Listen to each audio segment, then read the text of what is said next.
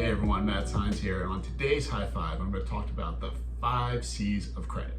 C number 1, character. This is essentially your credit and how you've handled past obligations. It can also include your credit score as well. Lenders want to take a look and see about how you have handled past debts, past credit, because usually that's a good indicator of how you will handle debts moving forward.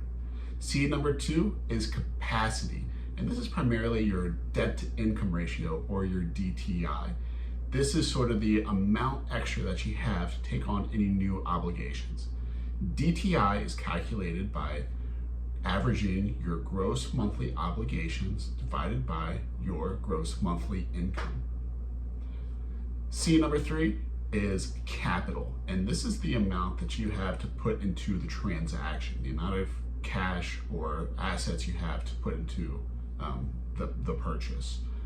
The more that you put into limits the lender's risk or exposure in case there is a default. It also, make sure that you have a vested interest in the item that you're purchasing. In the mortgage world, this is also known as your down payment. C number 4 is collateral. And this is the asset that the loan is tied to. Again, in the mortgage world, this is going to pertain to the subject property. And what this does is it really limits the risk of loss in case there is a default. If you do not pay back that loan, the lender will take possession of that asset in hopes to recoup any losses with giving out those funds. So in the mortgage world, this is known as a foreclosure.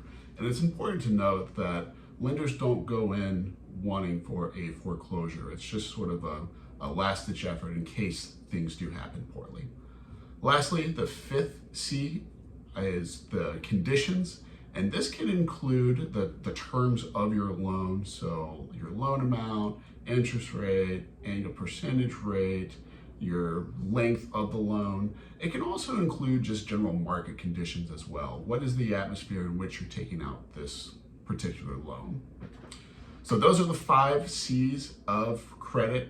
Now, this is just a sort of a big picture, general overview, and the devils are definitely in the detail, especially with mortgage lending.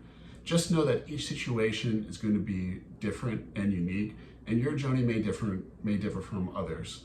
So for more information about how this information pertains to you, please don't hesitate to reach out.